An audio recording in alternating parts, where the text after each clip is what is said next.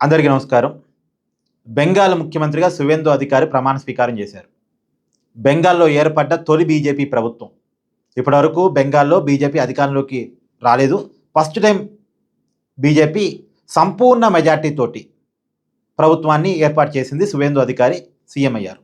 Suvendu అధికారే CM కావటానికి ఉన్న కారణం ఆయన మమతా బెనర్జీని ఇప్పటికి 2 సార్లు ఓడించారు. 2 చోట్ల ఓడించారు. 2021లో నందిగ్రామ్‌లో మమతా బెనర్జీ పోటీ చేస్తే, మమతా బెనర్జీ మీద సువేందు అధికారి పోటీ చేసి ఆమెను ఓడించారు. అప్పుడు తృణమూల్ కాంగ్రెస్ పార్టీ అధికారంలో వచ్చినప్పటికీ ఎమ్మెల్యేగా మమతా బెనర్జీ ఓడిపోయారు. సరే, అక్కడి నుంచి మమతా బెనర్జీ పారిపోయి వచ్చి భవానీపూర్ నుంచి ఉప ఎన్నికల్లో ఆమె గెలిచి, ఈసారి కూడా భవానీపూర్ నుంచి పోటీ చేస్తే, మళ్ళీ భవానీపూర్ నుంచి కూడా ఈ ఎన్నికల్లో మమతా బెనర్జీ మీద సువేందు అధికారి పోటీ చేసి మమతా బెనర్జీని మళ్ళీ ఈ ఎన్నికల్లో కూడా ఓడించారు. దాదాపు 15,000 ఓట్ల మెజార్టీతోటి మమతా బెనర్జీ మీద సువేందు అధికారి గెలిచారు. అంటే మమతా బెనర్జీని 2 చోట్ల 2 సార్లు ఓడించిన ఘనత సువేందు అధికారిది. అసలు ఎవరి సువేందు అధికారి, ఇతనికి ఎందుకు అంత బలం అని చూస్తే, ఈ సువేందు అధికారి మొదట్లో కాంగ్రెస్ పార్టీ నాయకుడు. యువజన కాంగ్రెస్ పార్టీ స్థాయి నుంచి, అంతకుముందు విద్యార్థి సంఘం ఎన్ఎస్యుఐ నుంచి తన రాజకీయాలు స్టార్ట్ చేశాడు. ఎన్ఎస్యుఐ, యువజన కాంగ్రెస్. తర్వాత 1998లో తృణమూల్ కాంగ్రెస్ పార్టీ మమతా బెనర్జీ ఏర్పాటు చేసినప్పుడు కాంగ్రెస్తో విభేదించి మమతా బెనర్జీ కాంగ్రెస్ నుంచి బయటకు వచ్చి తృణమూల్ కాంగ్రెస్ పార్టీ పెట్టినప్పుడు తృణమూల్ కాంగ్రెస్ పార్టీలో మమతా బెనర్జీతో కలిసి తన ప్రస్థానాన్ని స్టార్ట్ చేసుకున్నాడు. మమతా బెనర్జీకి కీలకమైన అనుచరుడిగా ఇతనికి మంచి పేరు ఉంది. 2007 ఆ సమయంలో నందిగ్రామ్ మూమెంట్, ఇది ఒక పెద్ద మూమెంట్. నిజానికి బెంగాల్లో కమ్యూనిస్టులు అధికారాన్ని కోల్పోవటానికి ఈ మూమెంటే కారణం. ఆ రోజు అభివృద్ధిలో భాగంగా కమ్యూనిస్టులు భూసేకరణ చేస్తుంటే నందిగ్రామ్లో, మామూలుగా కమ్యూనిస్టులు రైతుల భూములు తీసుకోరు, కానీ బెంగాల్లో ఉన్న భూమి అంతా ప్రజలకు పంచారు. అక్కడ ప్రభుత్వం చేతిలో భూమి ఉంచుకోలే. భూ సంస్కరణలు చేపట్టి ప్రభుత్వం చేతిలో ఉన్న భూమి అంతా ప్రజలు పంచారు.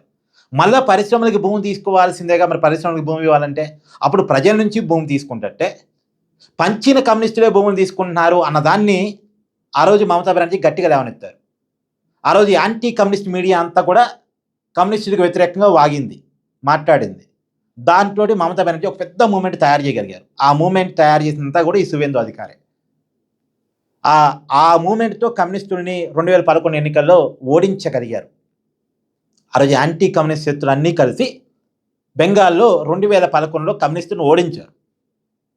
ఓడించిన తర్వాత మమత నిజ స్వరూపం బట్టబయలైపోయింది. ఎవరైతే తనకు సహకరించారో వాళ్ళని కూడా తొక్కేయటం, కమ్యూనిస్టులు లేకుండా చేసేయటం, కాంగ్రెస్ని లేకుండా చేసేయటం, ప్రతిపక్షాలే లేకుండా చేసేయడం స్టార్ట్ చేసింది.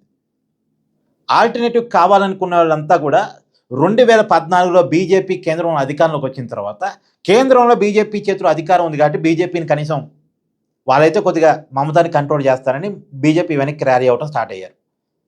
ఫస్ట్ సారి 2019 పార్లమెంట్ ఎన్నికల్లో బెంగాల్లో 18 స్థానాలని బీజేపీ, 18 ఎంపీ స్థానాలు, లోక్సభ స్థానాన్ని బీజేపీ గెలిచింది.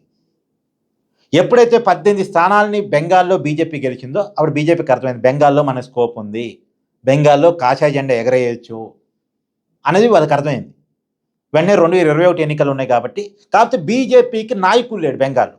అప్పుడు ఈ తృణమూల్ కాంగ్రెస్ పార్టీలో నెంబర్ 2గా ఉన్నటువంటి సువేందు అధికారి, నిజానికి అప్పటికే సువేందు అధికారి తృణమూల్ కాంగ్రెస్ పార్టీలో నెంబర్ 2, కానీ ఆ చివరి దశలో అసంతృప్తిగా ఉన్నాడు. కారణం ఏంటంటే మమతా బెనర్జీ మేనల్డ్ అభిషేక్ బెనర్జీ పెత్తనం పెరిగిపోయింది. ఎప్పుడైతే సువేందు అధికారి తృణమూల్ కాంగ్రెస్ నుంచి బయటికి రావాలనే ఆలోచన వచ్చిందో ఆ సమయానికి అభిషేక్ బెనర్జీ పెత్తనం పెరిగిపోయింది. అభిషేక్ బెనర్జీ పెత్తనం పెరిగిపోవటం వల్ల అసంతృప్తిగా ఉన్నటువంటి సువేందు అధికారికి బీజేపీ గాలం వేసింది. అప్పటికి సువేందు అధికారి మీద అనేక కేసులు ఉన్నాయి. చిట్ ఫండ్ కుంభకోణాలని, అంటే తృణమూల్ కాంగ్రెస్ అధికారంలో ఉన్నప్పుడు జరిగినటువంటి స్కాముల్లో సువేందు అధికారి పేరు కూడా ఉంది. సో ఈ స్కామ్ నుంచి బయటపడవచ్చు, నాయకుడిగా ఎదగొచ్చు. మమతా బెనర్జీ నాకు ఇంపార్టెన్స్ తగ్గించింది అనుకున్నాడేమో, మొత్తానికి బీజేపీలోకి వచ్చాడు. బీజేపీలోకి వచ్చిన తర్వాత బీజేపీ బలం అమాంతం పెరిగిపోయింది. ఎప్పుడైతే సువేందు అధికారికి మమతా బలాలు తెలుసు, బలహీనతలు తెలుసు, కాబట్టి మమతా బెనర్జీని ఎలా కొట్టాలో బాగా తెలుసు. అందులో గ్రామీణ బెంగాల్లో సువేందు అధికారికి మంచి పట్టు ఉంది. కాబట్టి తృణమూల్ కాంగ్రెస్ పార్టీలో ఎవరి వల్ల 10 ఓట్లు వస్తాయో అది సువేందు అధికారి తెలుసు. వాళ్ళందరినీ ఒడిసిపట్టుకుని బీజేపీలో తీసుకొచ్చుకున్న తర్వాత 9 జిల్లాల పరిధిలో చాలా పెద్ద పట్టు ఆ తృణమూల్ కాంగ్రెస్ పార్టీ మొత్తాన్ని అప్పుడు లీడ్ చేసిన సువేందు అధికారి. సో ఈ పట్టంతా బీజేపీలోకి వచ్చాక ఉపయోగపడి 2021 ఎన్నికల్లో ఏకంగా 77 స్థానాల్ని బీజేపీ సాధించగలిగింది. అంతకుముందు బీజేపీ కొన్నది 2 స్థానాలు. మొత్తం 294లో 77. 77 294లో చిన్నగా మీకు అనిపించవచ్చు. కానీ అంతకుముందు అసలు 2016 ఎన్నికల్లో బీజేపీ గెలిచింది 2 సీట్లే. 2 సీట్ల నుంచి 77 సీట్లకు పెరిగింది. ఇంకా చాలా చోట్ల కూడా గెలవగలిగి దగ్గరకు వచ్చి ఓడిపోయింది. 40 సీట్లలో 10,000 కంటే తక్కువ, 20 సీట్లలో 5,000 కంటే తక్కువ ఓట్ల తేడాతో బీజేపీ ఓడిపోయింది.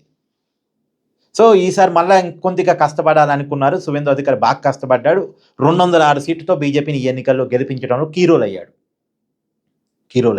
సో సువేందు అధికారికి మంచి పట్టు ఉంది, పట్టుదల ఉంది. మమతా బెనర్జీని 2 సార్లు ఓడించిన ఘనత ఉంది, చరిస్మా ఉంది. సో బీజేపీ గెలవటం కాదు, బెంగాల్లో ప్రభుత్వాన్ని సుదీర్ఘంగా నిలబెట్టుకోవాలి. ఎక్కడ మమతా చేసే రాజకీయాలను ఎదుర్కోగలగాలి. సో మమతా చేసే రాజకీయాలని కరెక్ట్గా ఎదుర్కోగలిగిన మొనగాడు సువేందు అధికారి అని నమ్మి అతన్ని ముఖ్యమంత్రి చేశారు. నిజానికి సువేందు అధికారి కంటే ఒక మహిళను చేద్దామనే ఆలోచన కూడా వచ్చింది ఒక టైంలో. లేదు సువేందు అధికారి అయితేనే మమతా రాజకీయాలు చాలా డిఫరెంట్గా ఉంటాయి, అంత ఈజీగా ఓటమిని అంగీకరించే వ్యక్తి కాదు, సో హింసాయుత రాజకీయాలు చేస్తూ ఉంటుంది, కాబట్టి ఆమెను ఎదుర్కోవాలంటే సువేందు అధికారి కరెక్ట్ అని సువేందు అధికారికి అవకాశం ఇచ్చారు. ఇలా బీజేపీ బెంగాల్ తొలి సీఎంగా సువేందు అధికారి ప్రమాణ స్వీకారం చేశారు. సువేందు అధికారి బీజేపీ బెంగాల్లో అధికారం రావటం మీద మీ అభిప్రాయాన్ని కామెంట్ చేయండి. Thank you.